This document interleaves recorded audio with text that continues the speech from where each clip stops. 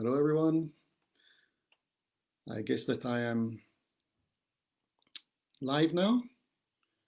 And before starting this important topic, I want to be sure that there are participants for this event in this moment.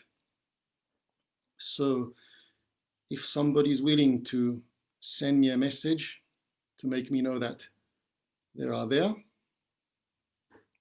that will be nice, okay?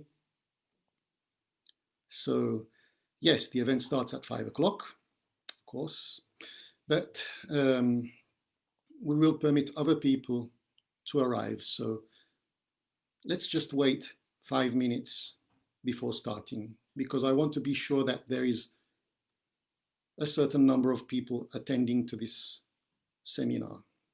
Okay.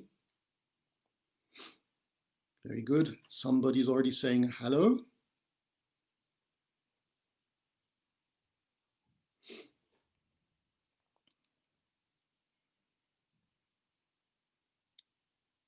Okay.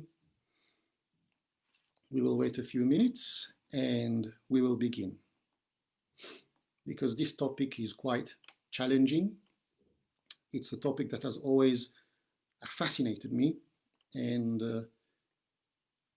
I would like to share some of my theories before going into the experiential part of today's topic, okay?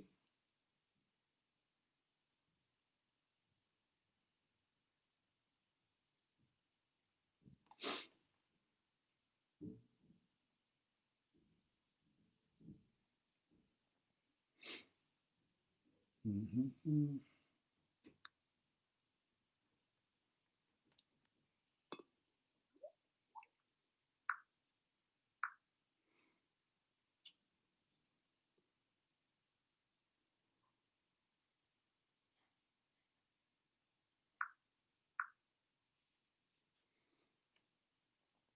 Okay.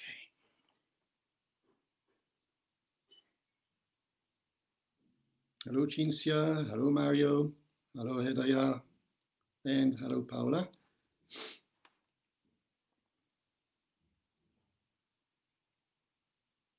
While waiting for an extra 2 minutes, let's just close our eyes and meditate for a while, okay? Just listening simply to our breathing, to synchronize the mind with the heart. That means synchronizing ourselves with the topic of this afternoon.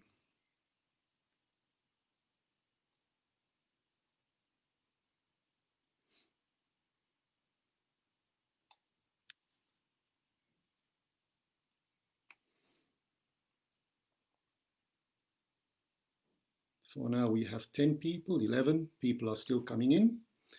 That's very good. I'm very happy. More souls are coming in, knocking at the door of my heart.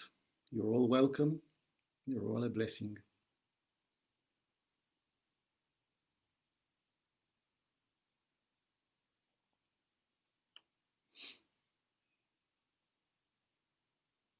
Before starting, as I said, waiting for an extra 1.5 minutes, let's just stay in silence and meditate for a while, closing our eyes and just simply listening to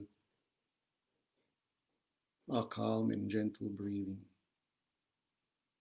feeling the heart opening like a lotus flower, sending its energy to the mind, and feeling the mind with its energy vortexing down into the heart, creating the proper synergy between mind and heart to be synchronized into this very profound and scientific topic as well.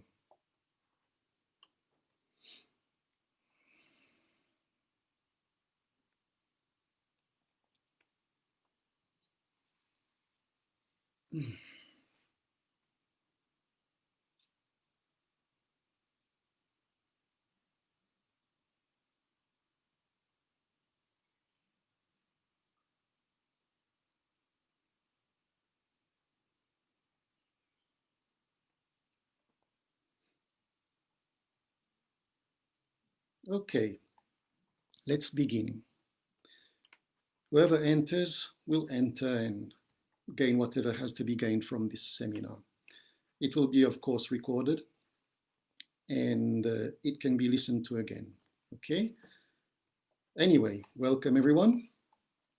There are already people who I know here, but for who doesn't know me yet, my name is Gian Carlo Zazzeri. I am a metaphysicist, a holistic counselor, and a shaman for family background, of course, and throughout my experience in life. Well, what are we going to talk about? Which is the topic going to show us? Well, the title of the topic, of course, is Genetical Evolution of our species on planetary level, interplanetary level, interstellar level, galactic level, and beyond. Okay? Now, please be aware that I don't want to create a theory that puts into discussion the scientific discoveries, okay, on what concerns energy frequency and what concerns even the science of biology. But I'm just sharing out my intuitions, okay, according to my personal research. And you can take it the way you feel to take it and leave behind what you don't feel doesn't resonate with you, okay? Now, let's talk about how evolution can occur throughout our galaxy, throughout the universe. Earth, planet Earth, and human society, okay, has gone through many phases of cultural and, let's say, conscious evolution throughout history. And we have to understand that humanity and the history of humanity isn't exactly what history books tell us. There is far more, and we are far more than what, let's say, education teaches us to believe we are. We are far more. Humanity is antique, indeed, very antique, and it isn't only confined to the planet Earth. Of course, planet Earth is the cradle of life concerning us, concerning our collective as a human species. But far out there, there is much more to comprehend. It is a great mystery, of course. And life in its nature throughout the universe, according to the type of universe we live in, has infinite ways to express itself, from human species to plant species, all sorts of living species, mineral species. So let's say that the universal genesis that encases all the genetical codes and patterns of all types of species, where the possibilities are practically countless, expands throughout the universe in an empirical way. And all types of conditions that are found in the universe can be a cradle of life. Life can adapt itself. That universal genesis can adapt itself to any type of condition that the universe manifests. Why can't there be life on Mercury, for example, which is prohibitive for a human life form, but it's not prohibitive according to the universal genesis of creation? Why not? Maybe a mineral life form lives there and it can sustain the high temperatures of the sun. Why can't there be life on Venus, an intelligent life form on Venus? How do we know? What do we know what's under all these very thick layers of acidic clouds, and what is beyond that very high atmospherical and gravitational pressure on Venus?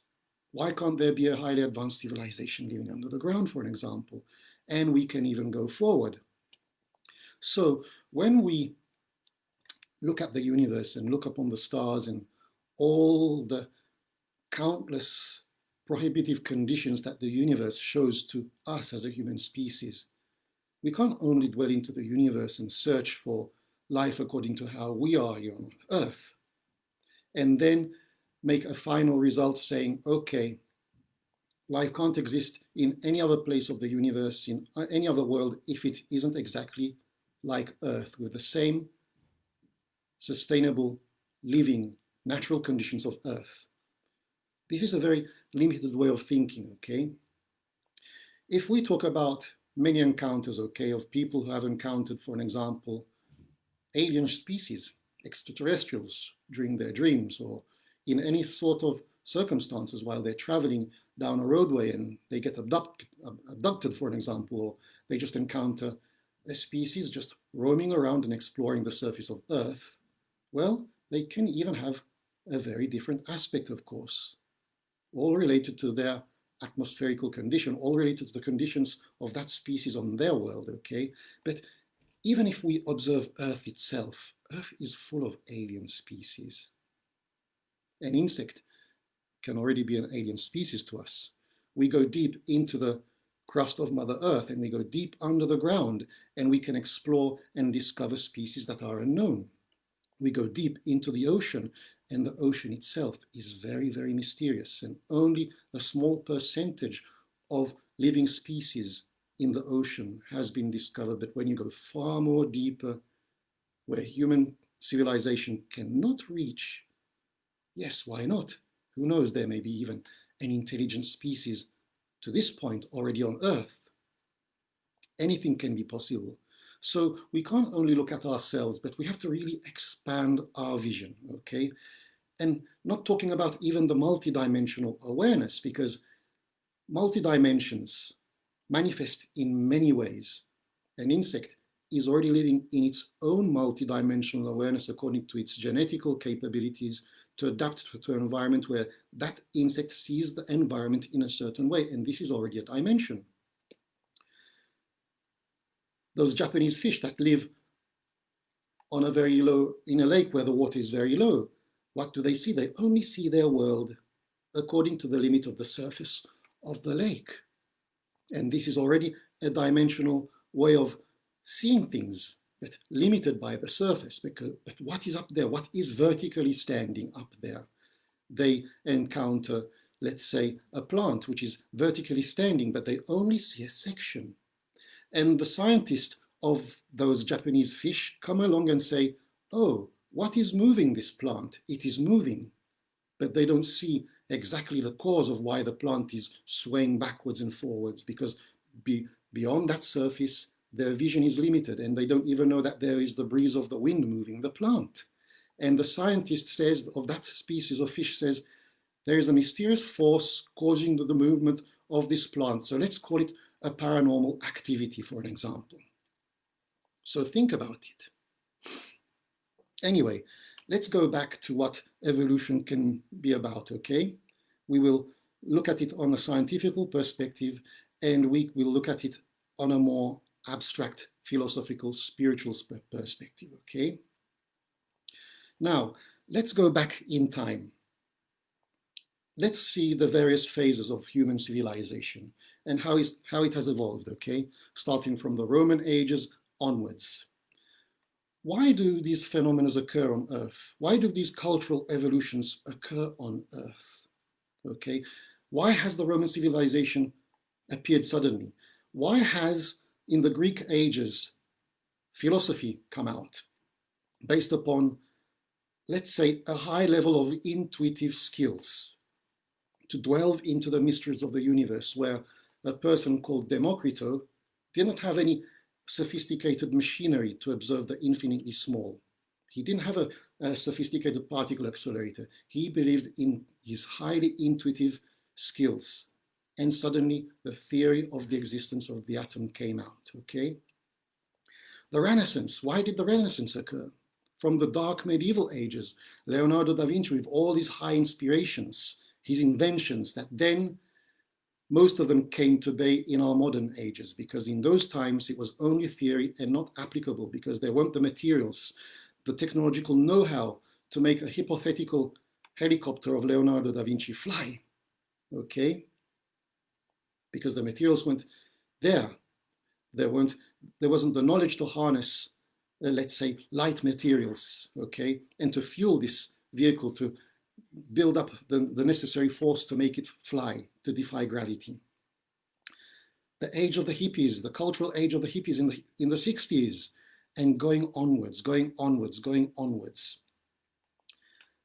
Now, all this, I believe, is related to the phenomena that occurs in the cosmos. Our galaxy, for example, is made of billions and trillions and millions of stars, okay? And now I'm going to talk about the many phases of evolution that starts from cultural evolution that is related to the change of frequency in our subconscious. Our subconscious is like a sponge, and we are constantly bombarded by cosmic rays in every single instance of our life, on high frequency or low frequency. The atmosphere of the Earth isn't capable of stopping all those cosmic rays, okay? And there are certain particles that filter through the atmosphere. I'm not going to go into this detail because it's very, very long indeed. Certain particles that filter through the atmosphere that can be part of the group of tachyons. Tachyons are packets of information, messengers that jump from one dimension to the other. But they are created by a very powerful phenomena, or they expand and they travel through a very powerful phenomena called gravity waves that are starting to be captured right now by science. And what is the cause of these gravity waves? Let's say that a star, which is 10 times far more powerful on magnitudinal level than our sun, collapses. This star is destined to become a supernova. Our star instead will expand to become a giant red and peacefully extinguish itself, okay, as a white dwarf that then becomes a brown dwarf, and then it will just extinguish itself.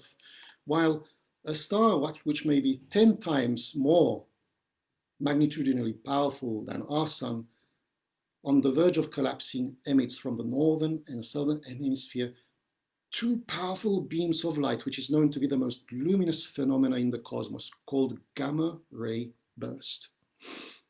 On metaphysical terms, the gamma ray burst is the ultraviolet frequency. Even on scientific terms, it is known to be the ultraviolet frequency, okay? In metaphysical terms, the ultraviolet frequency is the most powerful, transformative, cleansing frequency in the universe that favors even evolution. But together, it works with gravity waves. When this star collapses, emitting this highly powerful rays called gamma ray burst, or ultraviolet, let's say, energy of pure destructive and creative power, sideways gravity waves ripple out as concentrical waves, okay? And together, this sort of cosmic cyclical mechanism favors constant destruction, creation, evolution. Destruction, creation, evolution, okay? But through this phase, a phenomenon occurs which I personally like to call cosmic selection of life, okay? But we're going to go into this later. Now, what occurs that in that precise instance, when the star goes supernova and then it collapses to become a black hole, it is a portal towards other dimensions in that precise instance. And in that precise instance, gravity waves occur. And through those gravity waves, tachyons, information comes from one dimension into ours, or other dimensions into ours. And these gravity waves expands throughout the cosmos. Of course, if a habitable planet is within the vicinity of this phenomena, okay, it's game over. But if a habitable planet is far from this phenomena at a certain distance where the destructive nature doesn't affect this world, the gravity waves spread out and the gamma rays just extend throughout the universe. And of course, this creates a certain effect.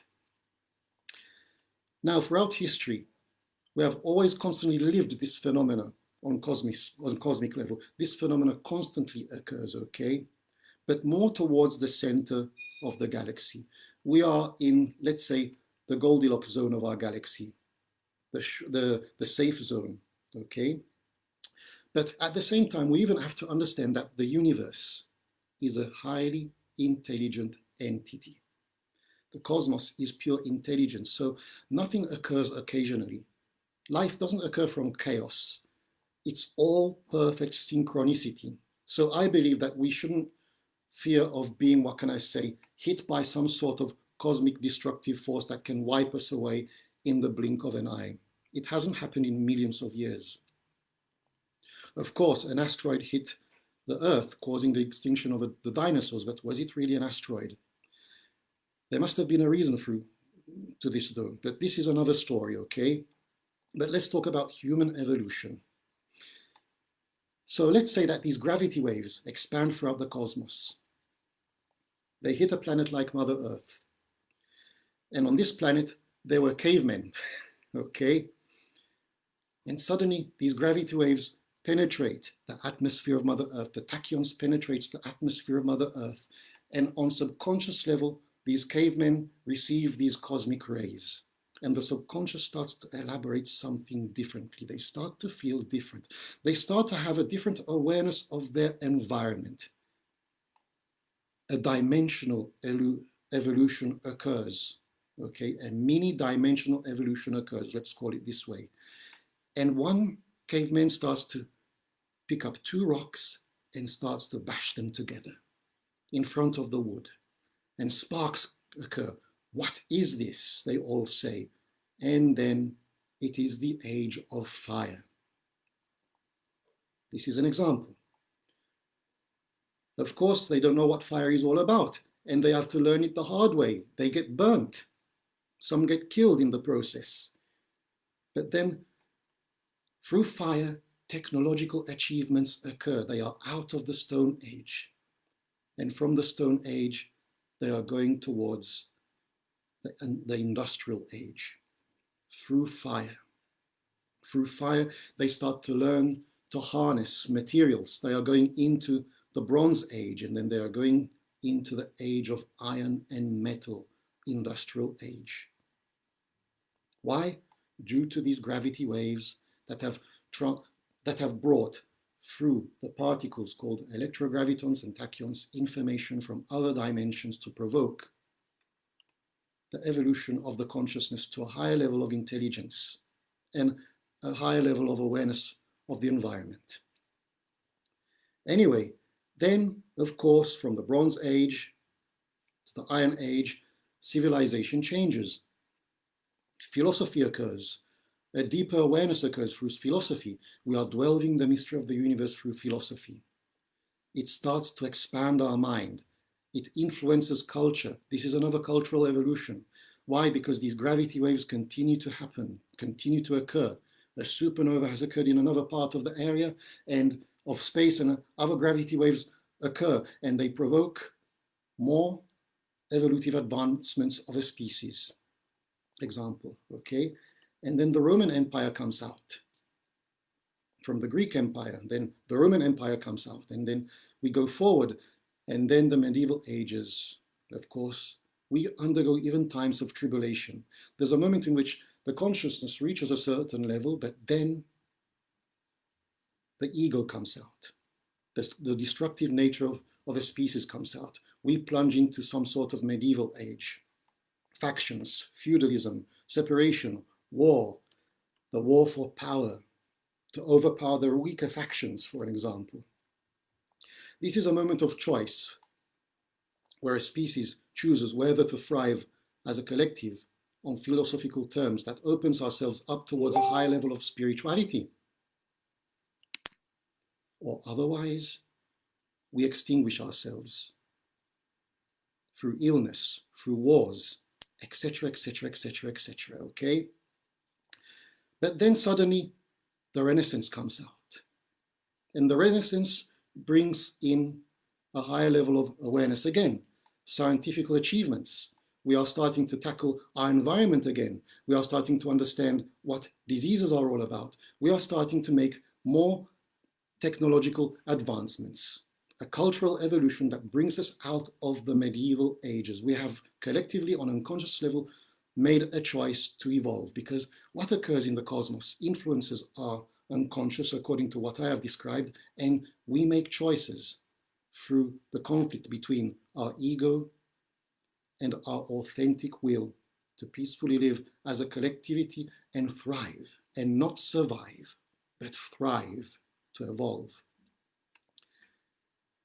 Anyway, then we go through the modern ages, the 60s, the hippies, the times of the hippies, another cultural evolution. Then we have Martin Luther King. Racism starts to be tackled. Many other things occur. Technological achievements. Man goes to the moon. I believe that men went to the moon. I don't believe that it's a conspirational theory, and I don't believe in this stuff, because I really believe and have trust in the achievements of humanity. We always have to have an optimistic vision of ourselves, of humanity, of our achievements, okay? So we shouldn't pull ourselves down with all these conspirational theories, okay, that I personally consider created by many people who are not satisfied about their lives and about their own achievements, and they are blaming all the external on their failures, creating these sorts of theories, okay, where they see the great achievers as, what can I say, as people somehow who have robbed their capability to achieve in their lives. No, it's not right, okay? I believe that these courageous men went to the moon, and I believe in these types of achievements, okay? So, but anyway, you can feel free to believe in whatever you want to. It's okay, but as long as we don't have a negative vision of who we are, of our species, knowing that throughout all history, we have done great things: music, art, literature, philosophy, science in a positive way, like space exploration, the beginning, for an example, okay? Architecture, for an example, to make life more comfortable. So we really have to see ourselves in positive ways, okay? And not be entangled in these conspirational theories that then collapses all this beautiful positive vision of all our achievements, where we see the world as a trap, where we see things in such negative ways, and we are not living in a peaceful way for ourselves as well, okay? And why all these achievements? Why? Because from the cosmos, gravity waves keep bombarding us, okay? There is some sort of divine willpower which is driving us, which is inspiring us, which is inviting us to become better people in every single moment of our lives. But now we have reached a certain level, which is considered a type 0.5 civilization. But before talking about this, we are bound to make another deep leap in our evolutive genetical process. There are certain moments where this process is really accelerated, not into mini moments or little moments of evolution of the consciousness. But now we are about to undergo a very big leap indeed. Okay? Why? In the center of the galaxy, we have what is considered a very supermassive black hole. This supermassive black hole, for scientists, of course, is a supermassive singularity. Light can't escape from this type of singularity, but it is the engine of the galaxy. The galaxy rotates, and it is a whirlpool of stars around this supermassive black hole that constantly irradiates from its polar and its southern region gamma ray bursts, ultraviolet frequency that goes upwards and downwards and spreads out, creating an energy that encases us on electromagnetical terms called the galactic torus field, okay, which is irradiated from its halo that goes upwards. It creates some sort of halo that goes upwards and encases us like a huge donut with all the stars inside, and goes downwards and goes upwards, and that's how it goes, okay? A massive torus field. The torus field, of course, is electromagnetism, electrogravity. Electrogravity defies time and space, and it exists in all sorts of dimensions. But when we go towards the galactic plane, which seems to be flat, as concentrical waves sideways from this supermassive black hole, which is a dimensional portal. In metaphysical terms, gravity waves continue to pulsate outwards as concentrical waves, like some sort of heartbeat, pulsating, constantly. Now, every 25,000 years, our star system, or let's say our solar system, let's say moves throughout the galaxy like a roller coaster, moves around the galactic plane like a roller coaster, moving around that whirlpool, okay? Until slowly, it reaches its center to then recycle its trajectory again, like all star systems, especially the most antique star systems, like the star system of Arcturus that has made that cycle so many times. Of course, it doesn't get eaten up by the black hole, but it goes near the event horizon and then goes back to its trajectory and starts all over again. But when, let's say, a star system that contains the solar system with our planet Earth reaches the 25,000 year cycle, because it moves like a roller coaster, upwards and downwards through the galactic plane, where each cycle takes 25,000 years circa, it goes towards the galactic plane. Okay, and when it touches the galactic plane, what occurs? The so-called galactic alignment that the Mayans predicted so many years ago, that they considered the end time, but not the end of the world, the end of an old cycle of time, the end of an old evolutive cycle. Why? When we hit that galactic plane, we are receiving all the gravitational waves in a very powerful way. The first effect that can be felt on a planet like Earth is the acceleration of time. Why? Because while we are touching the galactic plane, we are under the influence of the gravitational pull of this huge, gigantic, gargantuan black hole. Okay? And somehow it is accelerating time. And that means that we are having the sensation of being in a time machine. But fortunately, we are not growing older. We seem to stay a bit more younger somehow, while time is moving faster. It's as if that 1 year takes 6 months. 1 week takes 2 days, etc., etc. You wake up, you start the day, you've got the list of your stuff to do, but you can only go through half the stuff because the day is already over. While before this momentum, time was far more extended, and we really felt the 24 hours. And we really felt that we had all the time to do whatever we had to do. But this means that we are going towards a new concept of time, which is inviting us to let go of all the old lifestyles that regards an old era, okay? But through these gravity waves, there are packets of information, electrogravitons, tachyons. These gravity waves are passing through our sun. The heart of the sun is receiving these gravity waves, and the sun is starting to create a different magnitude of light and energy, which is being irradiated towards the earth. We are bombarded by this gravity. We are bombarded by this energy. It is going through the atmosphere. It is going through the soil. It is going to the heart of Mother Earth.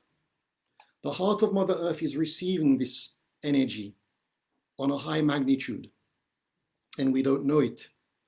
It is changing its electromagnetical nature, and now it is irradiating its magnetical nature in all directions, coming through the soil. And the first thing that is affected is the first layer of the electromagnetical field of the Earth, which is spherical, that influences our consciousness, that influences our subconscious, called the Schumann field. This, in a certain way, impacts us, impacts each one of us individually and as a collective. We are starting to have different sensations. We are starting to question ourselves. We are starting to dwell, into our past. We are starting to say to ourselves, my life is so messed up. And we are starting to make different changes. Our old attitudes do not comply to how we feel nowadays. We don't want to continue to be overwhelmed by a boss at work that sucks. We don't want to be victims of mobbing anymore. We don't want to stay in certain relationships anymore. We want to change our lives. We are claiming back our power. But of course, this process is putting us into a state of confusion because there's the conflict of the ego. What puts ourselves into the state of wanting to pull ourselves back into the past or being attached to the past still? The fear of letting go of the old schemes that has become our comfort zone, where we are constantly a victim of ourselves, a victim of the past. And this is an example. And people think that they are going crazy. They think that they need a psychiatrist. They think that they need a psychologist.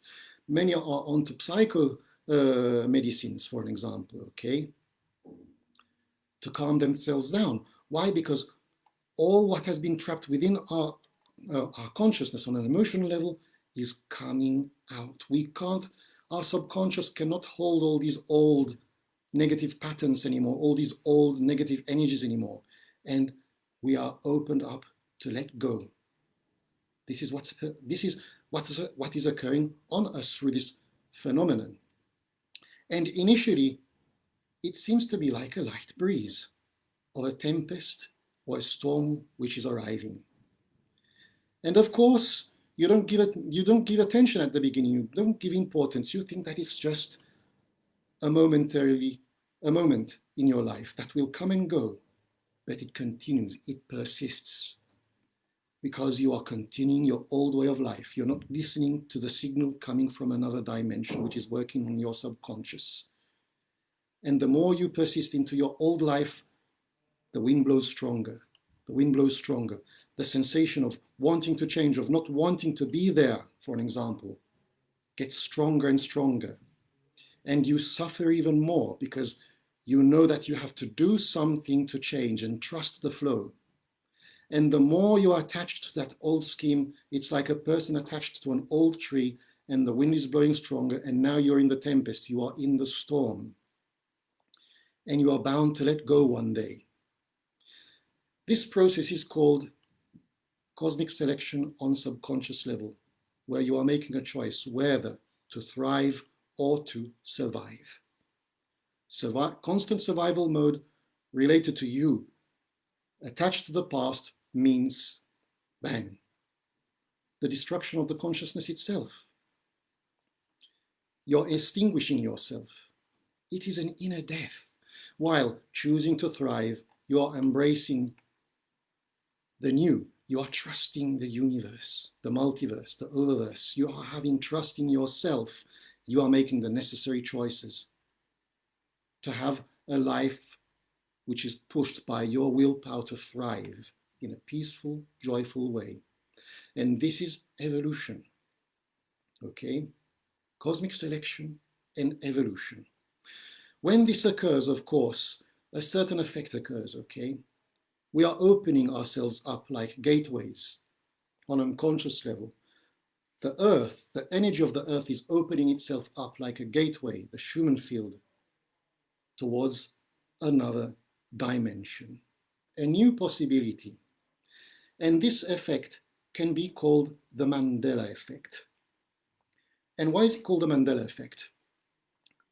Because let's say that there are a group of people who have been, let's say, questioned upon the death of Mandela, where strangely, in this world, there's a group of people who think that Mandela died in the 80s, and others that think that he died further down the track, and others that still think that he's alive. Isn't that so bizarre? And let me explain the Mandela effect in a more simple way, okay? Let's take Homer Simpson as an example. I am Homer Simpson. The Earth has been hit by gravity waves through the galactic alignment. It's all correlated to even how the sun is reacting towards us as well through this phenomena, creating a change in the energy of the earth. And suddenly, I don't decide to drink Duff beer anymore, but I decide to undergo a yoga class. I have never ever thought of doing a yoga class in all my life. I was always in front of the television watching my usual programs, drinking Duff beer. But suddenly I feel inspired to go to a yoga class, and I see myself, I am fat, and I think, wow, how comes I'm so fat and unhealthy? What have I been doing to myself in all my life? And then I go to this yoga class, but I still see myself in the old world. There's the jet market, Apu saying hello, and then I do this yoga class, and I meditate for the very first time, and I find it a very strange experience, but I feel attracted. I want more out of it because something from within is calling me. I go to bed during the night. I sleep during the night, but I don't realize that I've already done my dimensional jump. I am living the Mandela effect. Yesterday, Jet Market had green writing on it. And the next day I go out and somehow I feel that I don't have to drink beer anymore. I'm drinking water or fruit juice. That's very strange. Why? And I'm not watching the usual programs. I'm changing channel. I want to see something on nature. Well, that's strange. Why is this happening? And then I walk out, I go to the Jet Market and I notice a green sign instead of a red sign. What's happening here? I go to Apu and say, Apu, have you changed your sign during the night? It was red, now it's green. And he tells me, it has always been green since I've opened this market. It's been green for years. And I think, oh my God, what's happening? I'm hallucinating. And then I ask for the usual donuts. And he says, no, Homer, we don't serve donuts in here. You can look on the store, we are serving biological products. What? Yes. And this is a dimensional jump. It is, and if we are talking about our reality, it is already occurring. If we are very good observers and we observe the little things in life, we can even notice certain changes that we haven't even noticed before. Because now, two parallel dimensions are interacting with each other. Two parallel worlds are overlapping each other. This is the gateway, which is giving us the choice to make a jump from one old world to a new vision, a new perspective, a new world, where in the old world, Jet Market is still giving rotten donuts, Homer is still drinking beer, the sign is red, and humanity is surviving, not thriving, and it has a grim destiny. Maybe this is the world where an asteroid will fall again. But the new world, yes, you have jumped. The sign is green. Jet Market becomes whole food in time. Tesla technology comes out. New achievements on science comes out.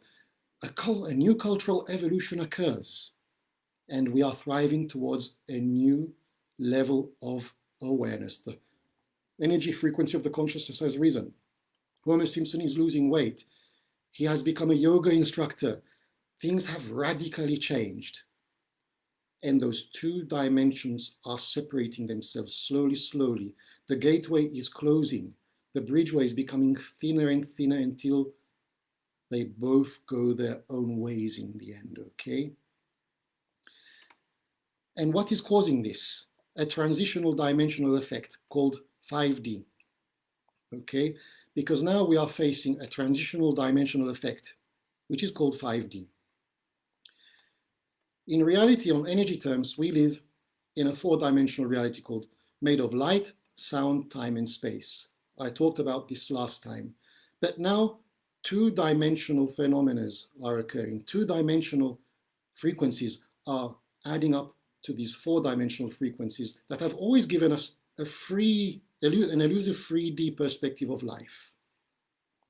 We don't know what it's all about yet. But we are transitioning through the fifth. Humanity is reawakening again. Of course, it seems tough at the beginning because it is a purging process which is inviting us to let go of the old, but it is preparing us towards the sixth dimension. Okay? But throughout this process, humanity is moving from a type 0 civilization to a type 1 civilization, okay?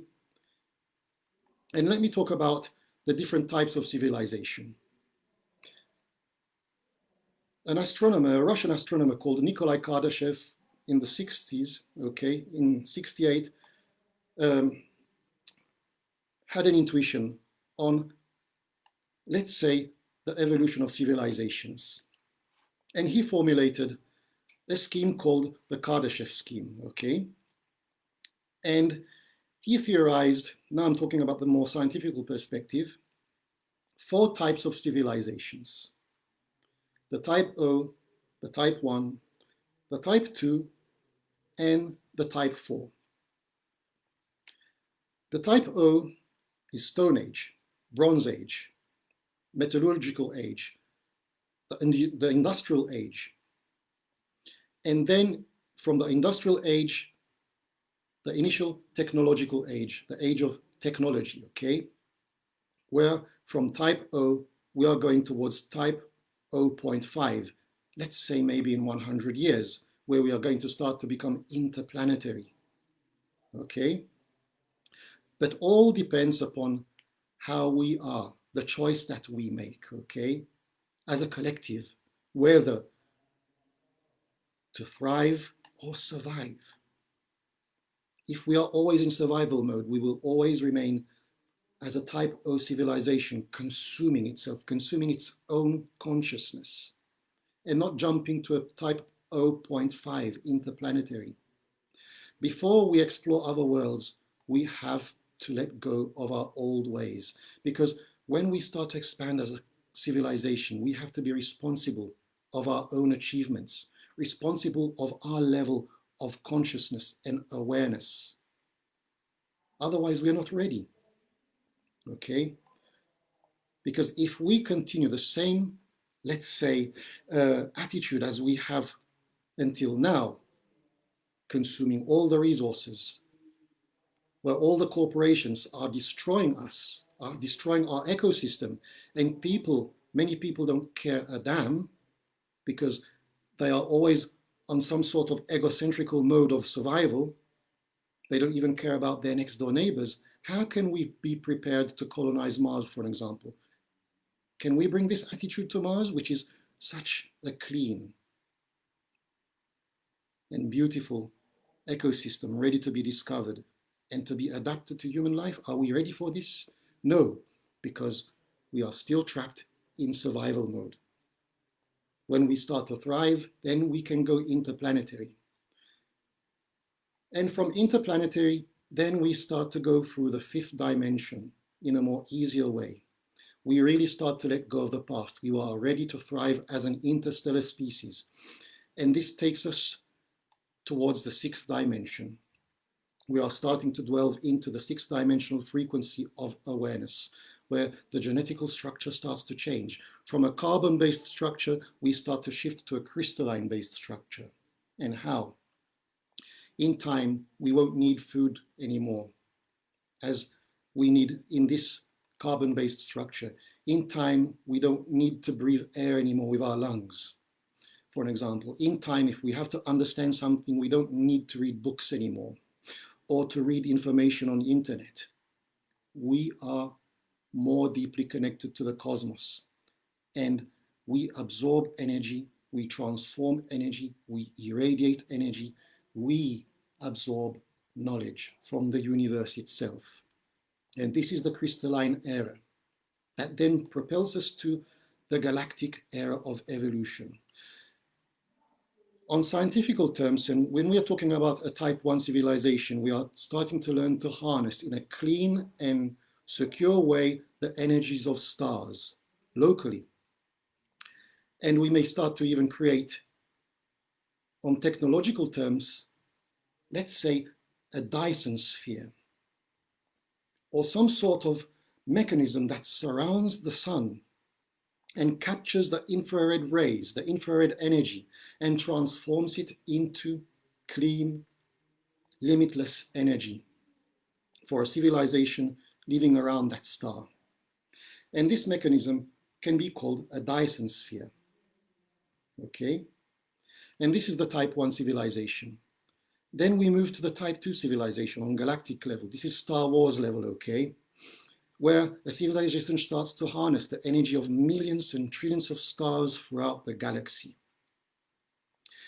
And of course, a civilization on this level has a vibration level so high that life expectancy can be from 1,000 years to 10,000 years, for an example. Life expectancy now is until 75, 85 years of age, for an example. 150, 120, if you are really lucky. Let's say 120, okay? But when we start to delve towards the planetary era, the DNA is evolving, the consciousness expands, the physiological structure changes. We are going towards, from carbon to crystalline era, life extends because we have a new perception of time and space. And now we are going to intergalactic type 2, and we have a very long lifespan, and we are harnessing all the energies of the stars of the galaxy, okay? And this is type 2 on the Kardashev scale. And then we are going to the type 3 civilization. The type 3 civilization is a civilization that is capable of harnessing the energy of black holes. Now they have harnessed the energies of all the stars of the galaxies. They are above galactic civilization. They're harnessing the energies of black holes. And of course, they have the capability to harness time and space in a way to stop the entropical effect of time and space. And that means living in eternity, eternal life, being immortals. They become like godlike species, okay, godlike beings. And these beings are on such a higher dimensional level that we can't even think of sensing their existence around us. We haven't got the capabilities to sense their existence. We may be feeling presences within ourselves that gives us a little idea of what's there. And let's say, according to Kardashev, these civilizations live on the event horizon of a black hole, for an example. But then we go to type 4. This is the deepest mystery. Science fiction movies don't even have an idea of what type 4 is all about. We are talking about universal level of civilization and multiversal level of civilization, civilizations that are capable of harnessing an entire universe and creating universes. So this is multi-dimensional level of civilization that many cultures may define as God, okay? But then who knows what's even beyond? It is indeed a great mystery, okay? And these are, let's say, the 4 possible types of civilizations. Level 1, 0, level 1, level 2, level 3, and level 4. If all goes well, all will go well, I'm sure. We will, in 100 years, reach 0.5. That then will propel us to a type 1 civilization, where from going through the purging process of 5 dimension, we will reach 6 dimension. The crystalline era, okay? Which is the level of most, let's say, interstellar and intergalactic species like Arcturians, Sirians, Pleiadians, etc., etc., etc., according to those who believe in these types of extraterrestrials. We can sense them. They appear to us in a 3-dimensional form, according to our level of senses, okay, because we are confined to give a 3-dimensional vision of what we sense on galactic level in the terms of energy and frequency, and we see them that way. But how do they see themselves? Far differently. A 6-dimensional person, for an example, has a totally different perception of time and space. If I'm a 6-dimensional and I want to move from here, from point A to point B, I don't move like a human being. I don't get up and walk like a human being and reach point B from point A, walking. I just set the intent, and suddenly I am getting up, I am somehow disappearing like a fractal from point A. Nobody sees me going through my journey to reach point B. I disappear like a fractal. And then as a fractal, I reappear instantaneously in point B. That's how six dimensionals can move throughout time and space. Okay? And of course, yes, even their technological achievements, it's far beyond human comprehension. If we talk about a space vehicle of a six-dimensional, forget about science fiction movies, okay? We won't find wires or screens or touch screens or whatever. For us, it will be a very ascetical environment because our mind wouldn't be capable of capturing what's going around. We will see only a bright white ascetical environment made of empty walls. Everything is white, for an example, inside. There is nothing for us inside there.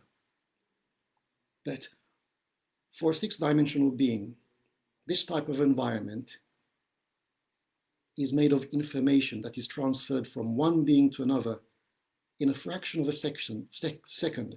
And each information can contain, in a fraction of a second, years and years and years and millions of years of information that our mind, on human terms, will not be capable of sustaining, okay? So that's what it's all about. These beings communicate in a fraction of a second, and in a fraction of a second, millions and trillions of years of information, according to our level of perceiving time, has passed in a fraction of a second. So think about how they communicate, okay? In old civilizations, these beings can be defined as angelical beings, beings of light, for an example, okay? Or Elohims. And this is a bit of theory, okay? To understand what evolution can be. And this gives us an idea of where we are going now, okay? Where we are going. But it all depends on us. Evolution starts from the consciousness. It's a feeling. It's a sensation that invites us to make different choices. We feel it in the heart. The heart is inviting us to believe in these sensations, to believe in ourselves. The mind elaborates on subconscious level. This means that the reptilian mind is active, the most antique part of our brain. And then somehow, through this process, the pineal gland reawakens itself. And the pineal gland is then starting to send a higher level of information to our limbic system, provoking a cultural evolution, a critical way of thinking, a new way of thinking, that then determines a new way of reacting through life, that then manifests a new way of seeing, where we start to see new things unraveling. We are going out of the three-dimensional limited perspective. We are starting to see different spectrums around us. And yes, this is slowly occurring in time, okay? Anyway, let's quit the theory and let's go into practical mode. Why don't we do a very special channeled meditation together to give us an idea of what I was talking about, okay? Let's work with the central star of the universe, called the soul star, the star of destiny. It is the star of the Akashic fields, but it is the star of destiny, the star that defines time and space, the very first star of the universe, called the central sun, where the Big Bang has occurred.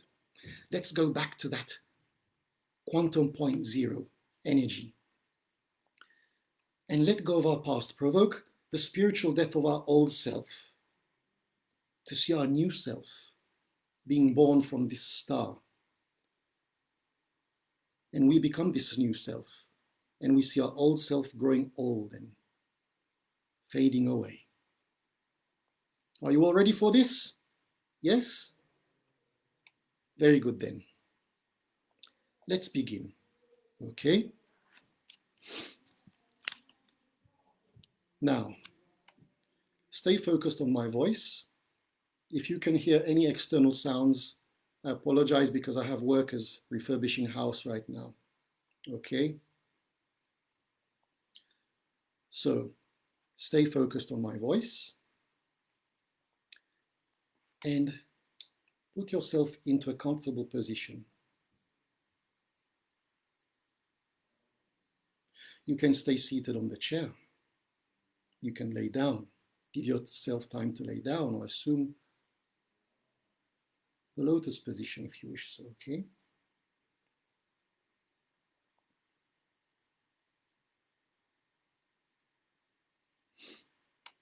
And now that you are in a comfortable position,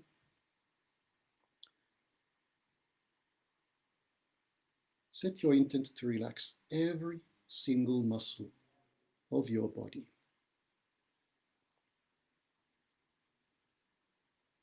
Relax your legs. Relax your arms and your shoulders.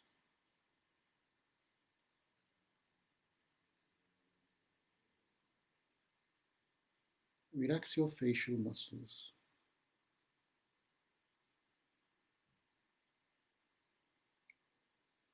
And keep your eyes opened. You may close your eyes only when you hear me say 5.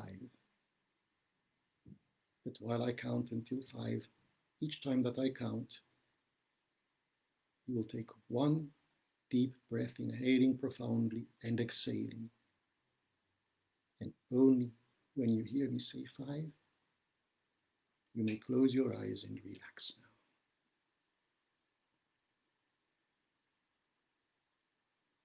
So 1, inhale profoundly and exhale.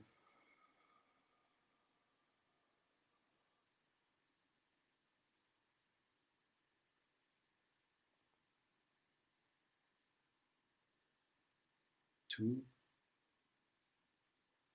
inhale profoundly and exhale.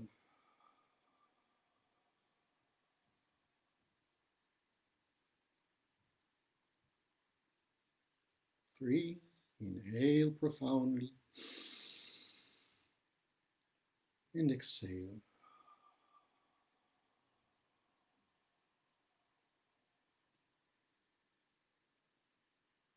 4, inhale profoundly and exhale.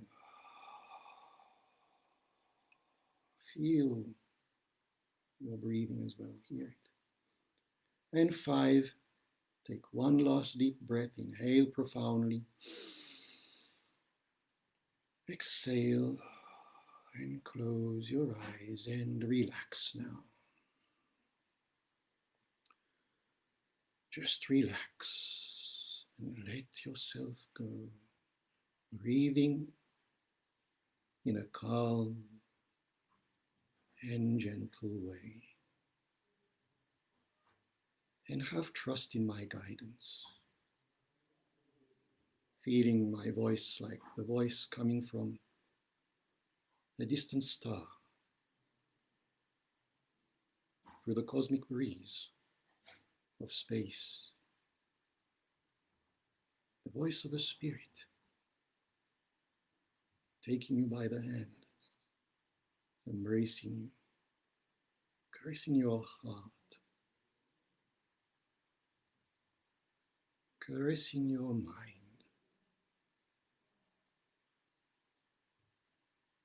Where with each breath that you take in a calm and gentle way, your mind is calming itself more and more, and gently sinking itself into the heart. Your beautiful beating heart, which is the temple of the soul and the spirit of your true, authentic self, that guides you back home to the origins of time and space. Envision this heart of yours and notice in the center of your heart the beautiful magical door, which has the shape of a circle, half gold and half silver, with a bit of silver in the gold and a bit of gold in the silver. The Tower of Life, the door of balance and peace. And now go towards that door, drift towards that door with your consciousness. Open it and notice within your heart an entire universe full of beautiful stars, galaxies and infinite worlds. And notice in the very center of this universe, the brightest of all stars, made of a bright white light with golden and silver rays. The central star of creation, the eternal star of peace and love, the sole star of your destiny. And now, let's go beyond that door, plunge into the universe within, as you live in the universe. The universe lives within you. This is the soul. And go towards that light, traveling at an incredible speed, beyond the speed of light, the speed of the consciousness. Approaching this light,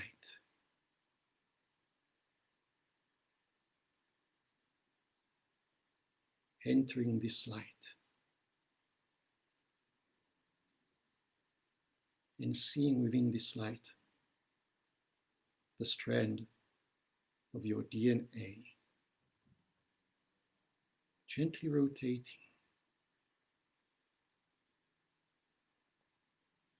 In this DNA, there are all your desires, all your beautiful dreams, the highest inspirations, self-realization, evolution, the will to thrive that comes from this light, which your DNA absorbs. And start to see your DNA becoming strands of DNA.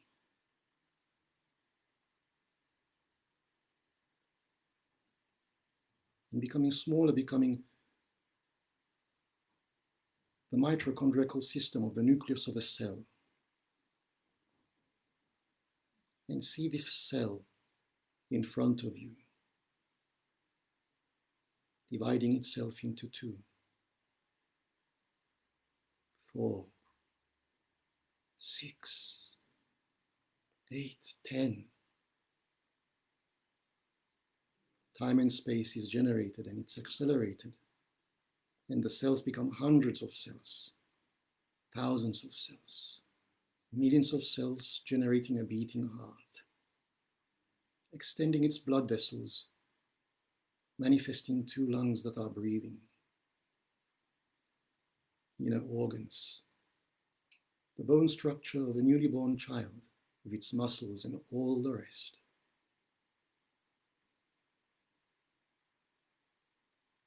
This is the birth of your new self. Embrace this child. Be the father and the mother of this child. And tell this child to always believe in his or her dreams. To never have doubts on him or herself. To feel worthy. To receive life in the best of ways. And to thrive.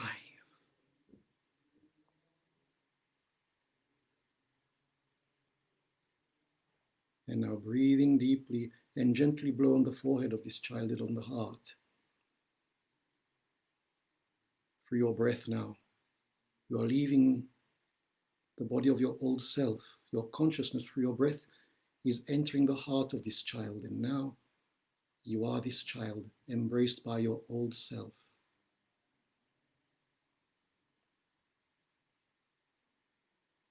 Your old self is embracing it like a mother or a father.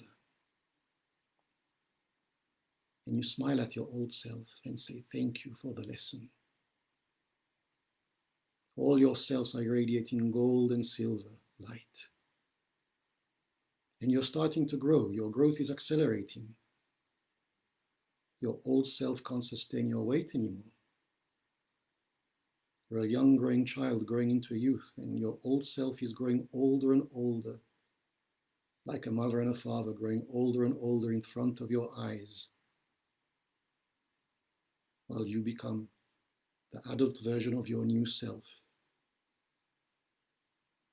helping your old self to stay on its feet, so old and frail. A crystal bed appears in the light. Take your old self to that crystal bed. Lay your old self on that crystal bed. Caress your old self with all your love and forgiveness and compassion. Whatever voice you hear externally are just echoes of a distant old world disappearing. Stay focused on this moment. And now close the eyes of your old self. Watch it dying peacefully and turning to ashes, and the ashes transforming itself into sparks of bright white light dissolving in the light. All goes back to love. The crystal bed evaporates in the light. And now, suddenly, you find yourself in front of Mother Earth as a being of light. A crystalline being of light, irradiating golden and silver cosmic rays, and at the same time absorbing the pure energy of love from the cosmos, and irradiating this energy at the same time, pulsating this light towards the earth, towards humanity, knowing that humanity has a chance, that you have a chance, that humanity is choosing and making the right choice to thrive.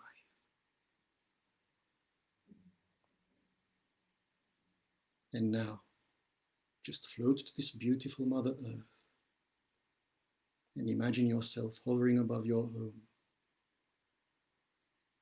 as this being of light, this crystalline being of light. And gently go through the roof, and wherever you are, you see your chair empty or your bed empty. Occupy that space now. And feel the room around you. Feel a different world around you. Feel that you have shifted from one dimension to another through this process, where through this shift, an old world has disappeared in front of you, and you are sitting down in a new world that is thriving, with a humanity that thrives towards a new era of knowledge, of self-awareness.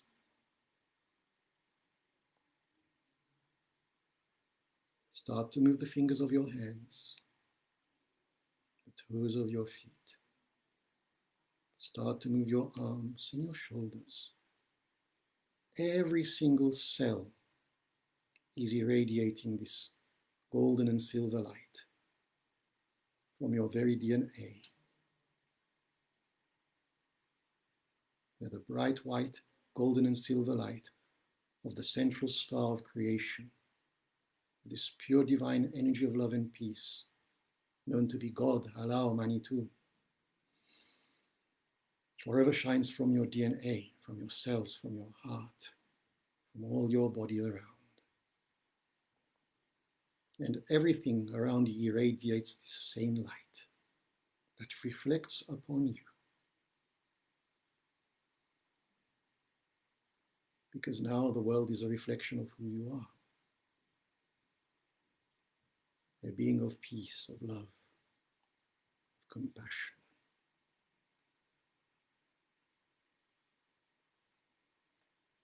Now I'm going to count until 3.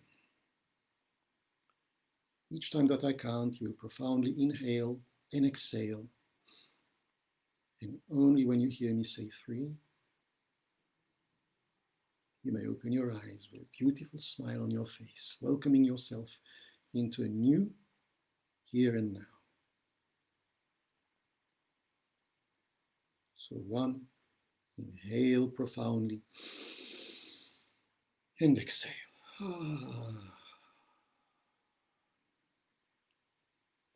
2, inhale profoundly and exhale.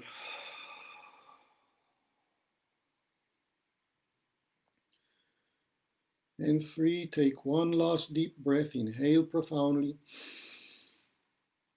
exhale, and open your eyes with the most beautiful smile that you can ever do in your life, into a new here and now, which reflects your new self. And let's remain for an instant in silence to contemplate this moment before saying goodbye.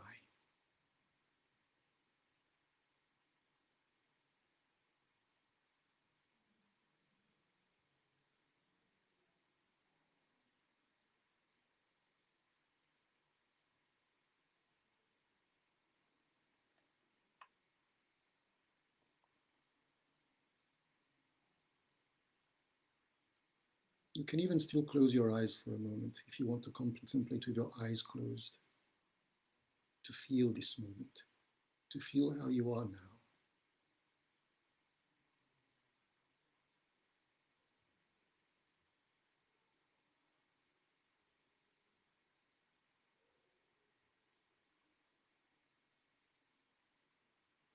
And you can even embrace yourself at the same time, cuddle yourself at the same time, welcoming yourself into the new here and now.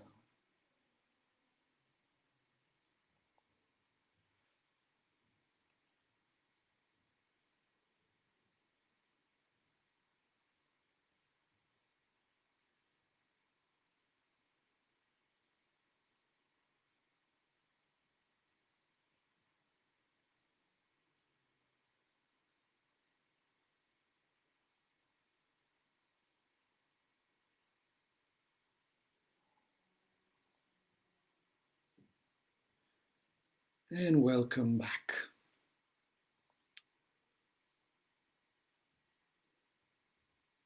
Thank you very much for your participation. I felt all your energy. I felt the energy of each one of you. And it has been a very deep honor to have each one of you in this seminar, of course, okay? Very deep honor indeed. You are a blessing to me. And of course, this topic was quite a challenge to synthesize in such a small amount of space, because it is indeed a very vast topic indeed. And there are so many other things that could have been explained, okay? But anyway, have to respect the timing, and each one of you take care of yourselves. Now drink lots of water, and wishing you all the best of life, the best out of the universe, the best out of yourselves. Okay? So goodbye everyone, and see you next time for the next topic.